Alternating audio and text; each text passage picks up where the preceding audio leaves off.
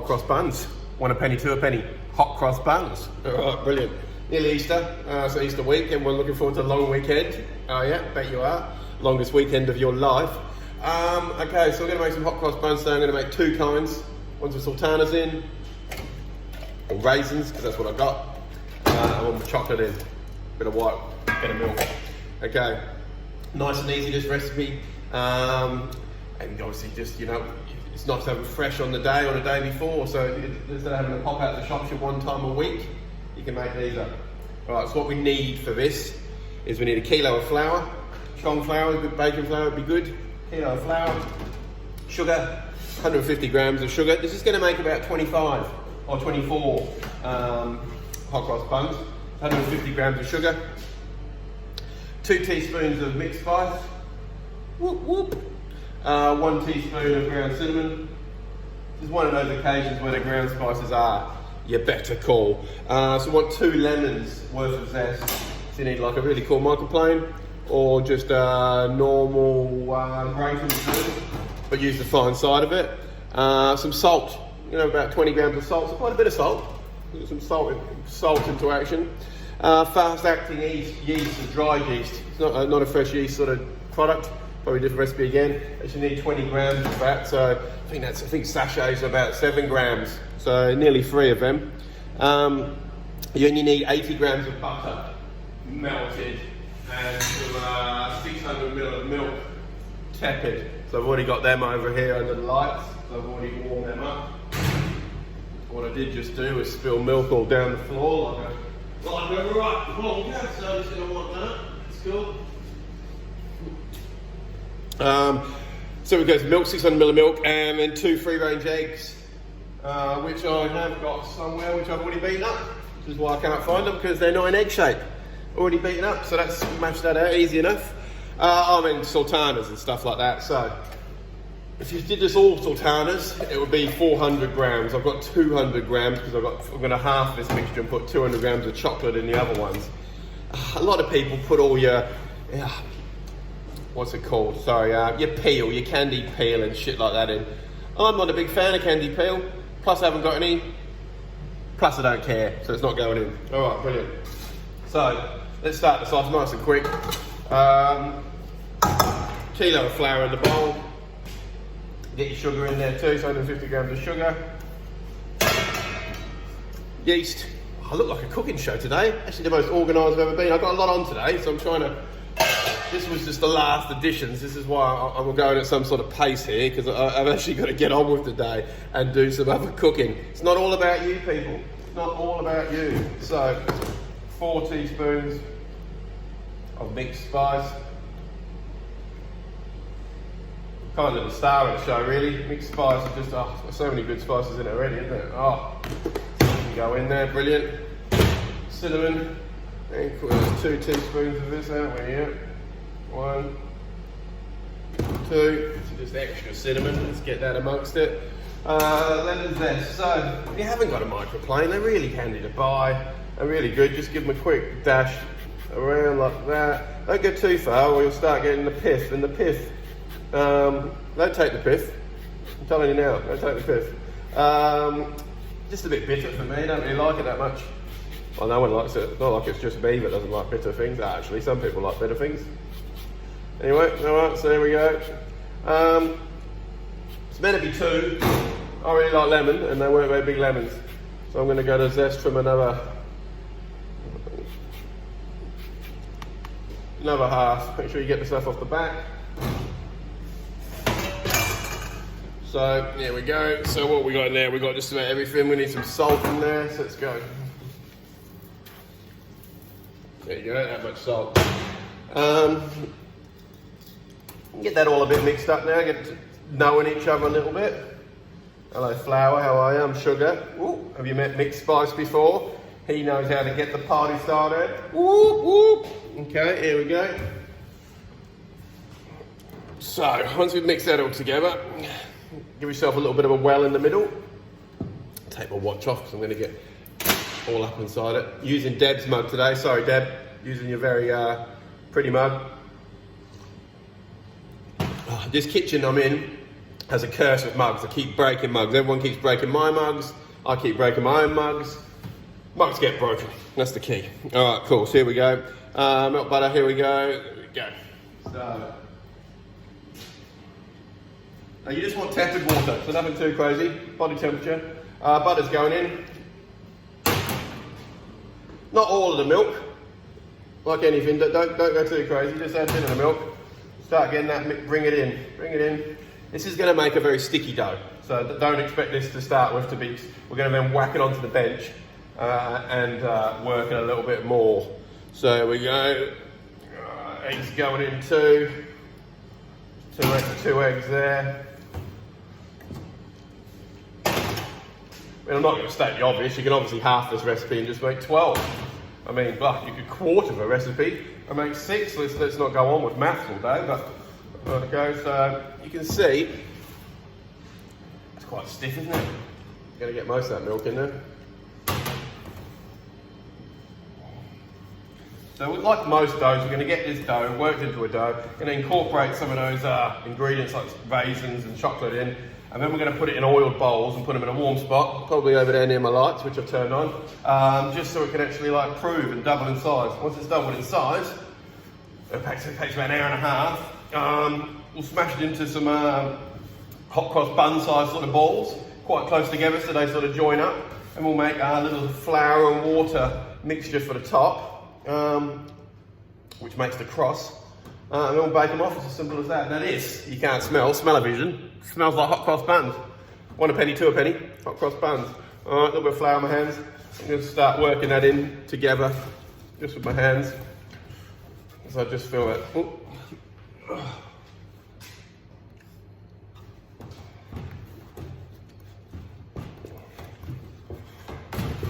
You want to get everything out of this bowl to start with before you start worrying about adding any more flour. It's going to be a sticky dough. We've gone through this. It is a sticky dough.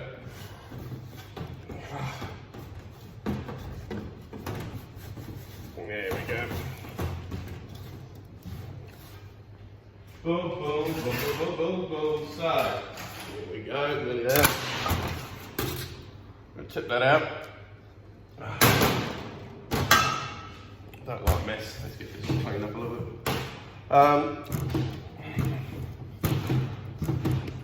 Yeah, that's going to come together. Some more flour on my bench and on my hands. And a bit of a work. Yeah, and it's good, but before I do too much, I need to incorporate my other ingredients. I'm going to half that. Half it properly. There we go. This is when you just want to get your sultanas in there. Or these are raisins, as we've gone through.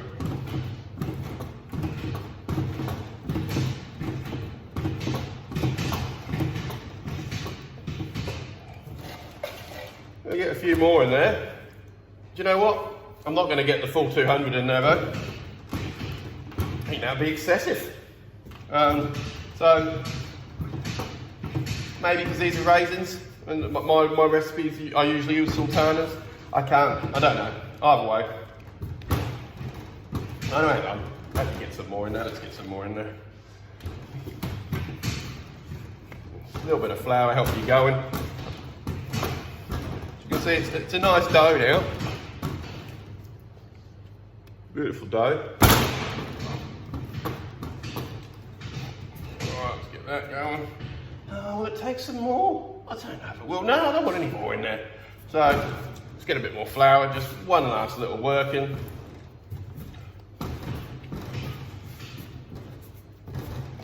Okay. That's that dough. Alright, so the other dough. Open up, get your chocolate in there. Now, because this is chocolate, and I've used tepid milk and warm butter, there's a little chance this sometimes melts a little bit as you're going. I'm not crazy fussed about that, because I can't be. Because no point getting worried about things you can't do anything about. Right? When you're putting something in slightly warm, your chocolate's going to have a little bit, but not really, not too much. It'll still hold up. This is a good Kovic chocolate, so it'll sort of hold a bit of heat anyway. I'm getting all the chocolate in there. Yeah, I won't worry about raisins, but getting the chocolate in. So try and not to stamp them into the floor like I just have. Work yourself. This will all rise and become airy again, so don't think to yourself, get too worried about, oh, it's so dense. How am I going to manage? So, a bit more flour, because as I said, it is a sticky dough, but that's just good to get it going, but you do want workable.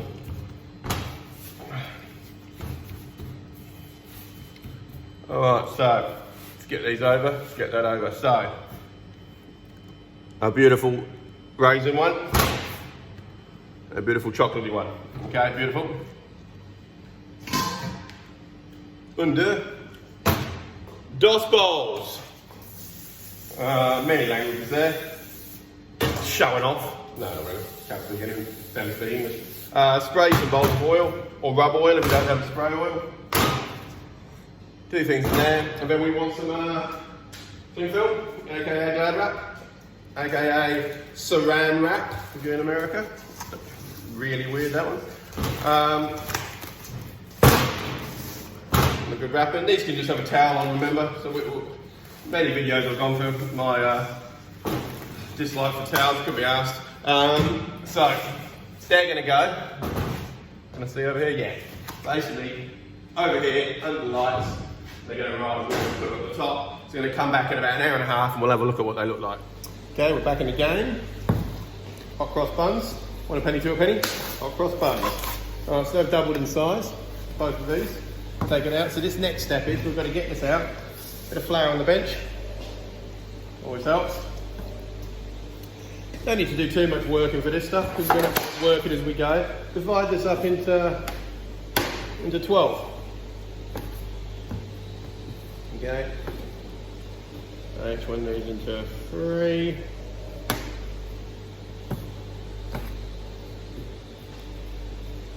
There we go. Divide these into these. Oh, I have to get some terrible sizings here, but it's alright. And we're going to roll these into balls. So once we've got there, put them all up. You've got 12 of them. Like rolling any sort of bread roll or anything, too much flour is not going to be a massive detriment. So, in fact, I've got too much flour on there already. There you go. When there's not too much flour, you sort of roll it in your hand and ball your hand up like this.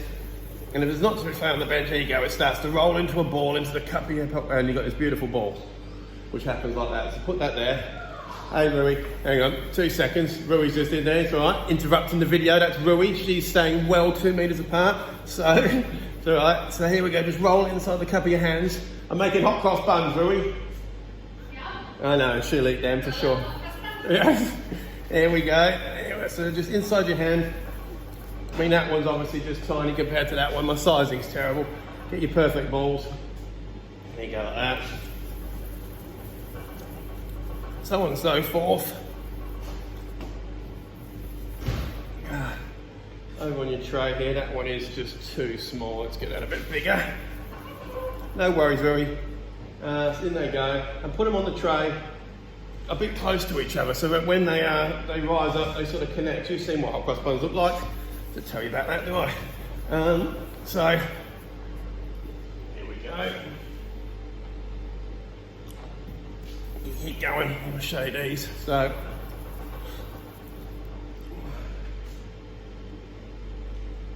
they're going to double in size again, or about double in size, so you've got a fair bit of leeway here. Let's have a look. So, in the cup of your hand, rolling, rolling, rolling. These beautiful, beautiful marks. There we go. Now I've got all the flour off the bench, these are going a lot better. So remember, not too much flour on your bench, otherwise this won't happen, it will just swish around. So here you go, as it comes in, roll, rolly, rolly. There we go. I must admit, I didn't cut these into very accurate sizes. Silly bugger. Been a bit too nonchalant about the whole process. Okay, cool. So, I'll take you over here and show you what's going on. So,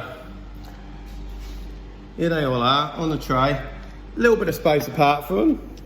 I might even move them a bit closer because I do want them actually touching when they come in. So, but also give them a little push down at this point in time.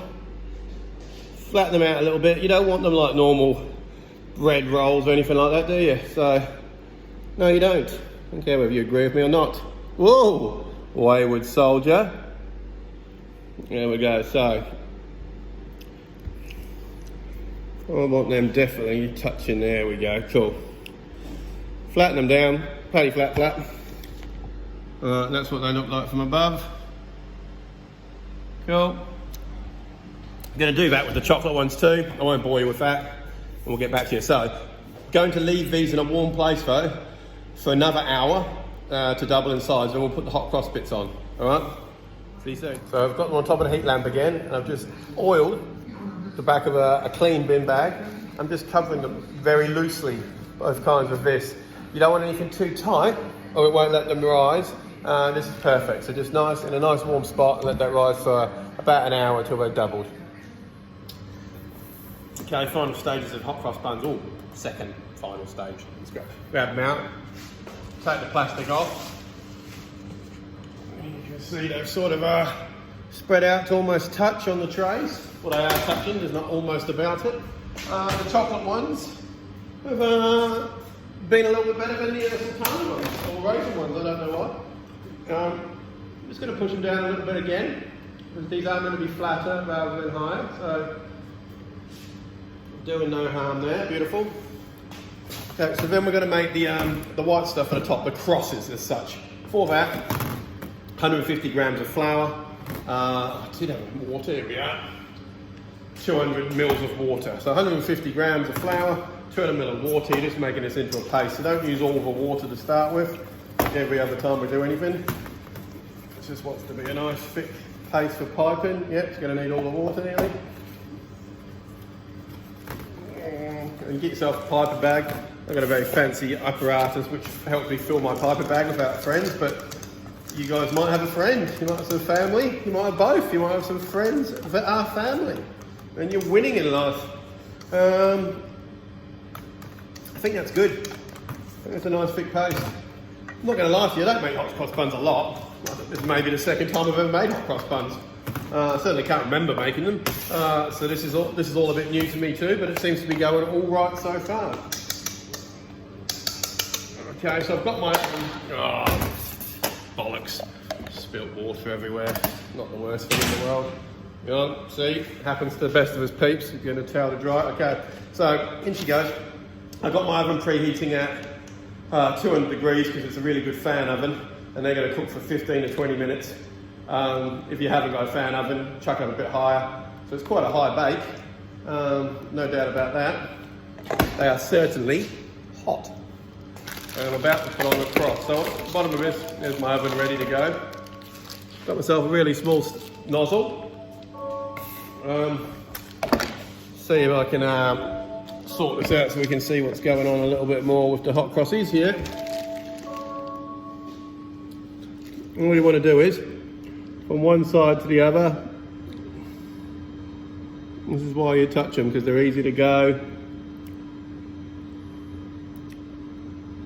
Across the top.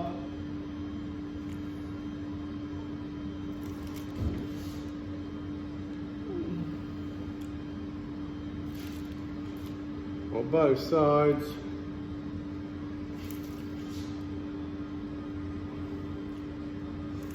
And obviously the other way, otherwise they'd just be called hot line buns, wouldn't they? So you need the cross.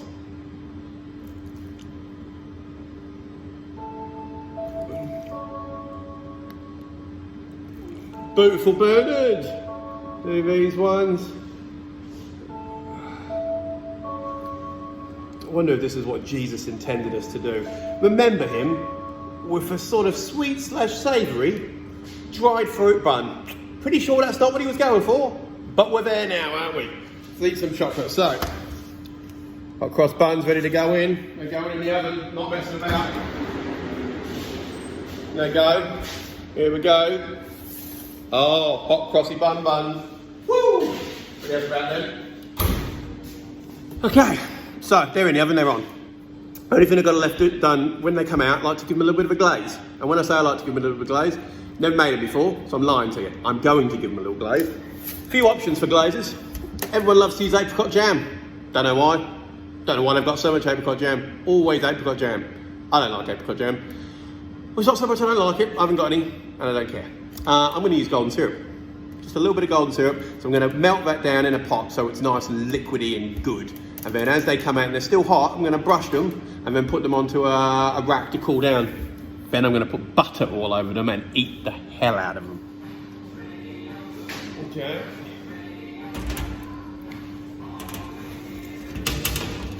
Chocolate ones.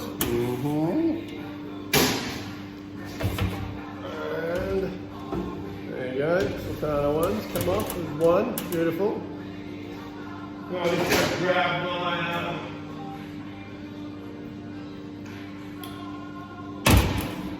I'm actually going to chuck a tray underneath.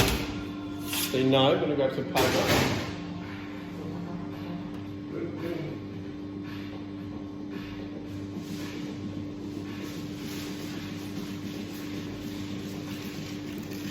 I'm just chucking this underneath because it's obviously going to drip golden syrup everywhere. So I've heated up some golden syrup in a pan.